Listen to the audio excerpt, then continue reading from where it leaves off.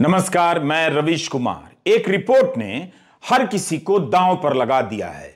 Adani group पर सवाल करने वाली हिंडनबर्ग रिपोर्ट ने केवल अदानी ग्रुप को संकट में नहीं डाला है, भारत में कॉरपोरेट गवर्नेंस की खस्ता हालत को भी फुटपाथ पर ला पटका है।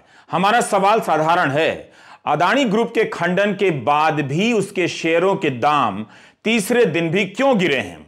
सोमवार सुबह अदानी एंटरप्राइज के शेयरों के दाम में 9.5% तक की उछाल की खबर आई, मगर दिन चढ़ने के साथ साथ समूह की तमाम अन्य कंपनियों के शेयर भी गिरने लगे। रॉयटर ने लिखा कि Adani transmission, Adani total gas और अदानी ग्रीन एनर्जी के शेयरों के दाम में भारी गिरावट देखी गई है। आखिर हिंडनबर्ग की रिपोर्ट की साख इतनी बड़ी है कि अदानी ग्रुप के 413 पन्नों के जवाब पर भारी पड़ रही है। ब्लूमबर्ग मीडिया साइट ने लिखा है कि 413 पन्ने के जवाब के बाद भी अदानी के बॉन्ड के दामों में गिरावट आई है। निवेशकों का भरोसा नहीं बना है। अरबपति निवेशक बिल एकमन ने हिंडनबर्ग की रिपोर्ट को विश्वसनीय बताया है। हिंडनबर्ग ने जब अपनी रिपोर्ट जारी की थी तब कहा था कि कॉरपोरेट इतिहास का सबसे बड़ा फ्रॉड है। इतिहास में कभी भी कहीं भी इतना बड़ा फ्रॉड नहीं हुआ। यह थी हिंडनबर्ग की रिपोर्ट की हेडलाइन। यह मामला साधारण नहीं है। हम और आप हिंडनबर्ग और अदानी ग्रुप के जवाबों के बीच झूल रहे हैं। अरबपति निवेशक बिल एकमन ने भी कहा कि उनका अपना रिसर्च नहीं है, बस हिंडनबर्ग की रिपोर्ट के आधार पर उनकी राय है, क्योंकि हिंडनबर्ग की रिपोर्ट की साख है। बिल एकमन के ट्वीट को बीजेपी के सांसद सुब्रमण्यम स्वामी ने भी रीट्वीट किया है।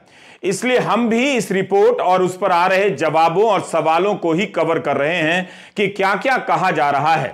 हमारा कोई निजी रिसर्च नहीं है। हम निवेशकों को किसी तरह की सलाह नहीं दे रहे। हड़बड़ाहट से अच्छा है कि ध्यान से चीजों को समझिए और फिर फैसला कीजिए, जैसे अभी तक करते आए हैं। हमारा सवाल है कि आखिर हिंडनबर्ग की रिपोर्ट पर निवेशक क्यों भरोसा कर रहे हैं? अदानी ग्रुप के जवाबों पर भरोसा क्यों नहीं कर रहे हैं? कई शेयरों के दाम में भारी गिरावट से लगता है कि हिंडनबर्ग की रिपोर्ट की साख अदानी ग्रुप के जवाब से ज्यादा है। ऐसा होना अदानी ग्रुप के साथ साथ भारत के कॉरपोरेट गवर्नेंस से जुड़ी तमाम संस्थाओं को कटघरे में ला खड़ा करता है। भारत के शेयर बाजार में जो कंपनी कारोबार करती है उस पर सेबी नाम की संस्था नजर रखती है ताकि निवेशकों के साथ कोई फ्रॉड ना हो। सेबी का हिंदी नाम भारतीय प्रतिभूति और विनिमय बोर्ड है। सेबी को आगे आकर बोलना चाहिए कि उसने अदानी ग्रुप के रिकॉर्ड देख लिए हैं, हिंडनबर्ग की रिपोर्ट सही नहीं है। सेबी को कहना चाहिए कि उसकी निगरानी में कोई कंपनी इतना बड़ा फ्रॉड नहीं कर सकती है। हिंडनबर्ग की रिपोर्ट में लगाए गए आरोप भले अदानी समूह पर हैं, लेकिन इसकी छाया सेबी से लेकर वित्त मंत्रालय पर भी पड़ती है। वित्त मंत्री निर्मला सीतारमण कॉरपोरेट कार्यों की मंत्री हैं। उन्हें भी सामने आकर बोलना चाहिए कि अदानी के कॉरपोरेट गवर्नेंस में कोई खोट नहीं है, 100% कंपनी है। 24 जनवरी को हिंडनबर्ग की रिपोर्ट आते ही अदानी ग्रुप ने इसका खंडन कर दिया था, मगर वो संक्षिप्त जवाब था। अब 413 पन्नों का जवाब आया है। हिंडनबर्ग की रिपोर्ट 106 पन्नों की है और उसमें 88 प्रकार के गंभीर आरोप लगाए गए हैं। अदानी ग्रुप ने सभी आरोपों को खारिज करते हुए कहा कि इस रिपोर्ट के जरिए भारत पर हमला करने का प्रयास हुआ है। हमारा आज का वीडियो बहुत लंबा होने जा रहा है, इसलिए ध्यान से और धीरज के साथ देखते चलिएगा। आप देख रहे हैं रवीश कुमार ऑफिशियल। आप इसे YouTube के साथ साथ Facebook पर भी देख सकते हैं। हिंडनबर्ग की रिपोर्ट अगर भारत पर हमला है तब तो वित्त मंत्री के साथ साथ राष्ट्रीय सुरक्षा सलाहकार को भी बोलना चाहिए। मेरी राय में आर्थिक सुरक्षा भी राष्ट्रीय सुरक्षा है। इसके लिए अलग से राष्ट्रीय आर्थिक सुरक्षा सलाहकार का नया पद होना चाहिए ताकि एक ही आदमी को दोनों काम ना करने पड़े।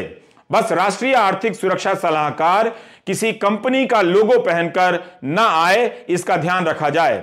अगर अदानी ग्रुप के अनुसार यह भारत पर हमला है तब तो प्रधानमंत्री मोदी को भी राष्ट्र के नाम संदेश देना चाहिए। रक्षा मंत्री को भी प्रेस कॉन्फ्रेंस करनी चाहिए। हमले के वक्त सबको एकजुट हो जाना चाहिए। क्या भारत पर हमला बताकर अदानी ने सब पर जवाबदेही डाल दी है कि अब मेरा बचाव कीजिए?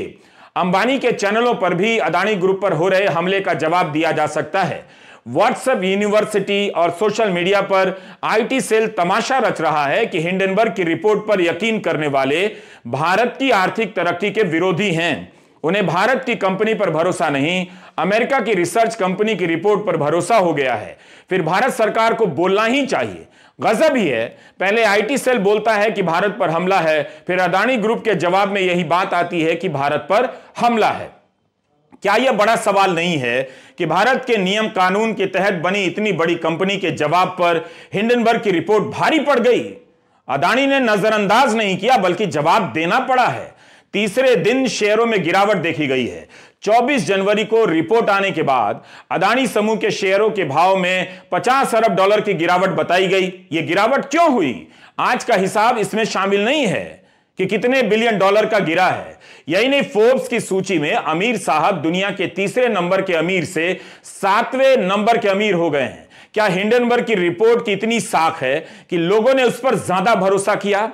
This is too much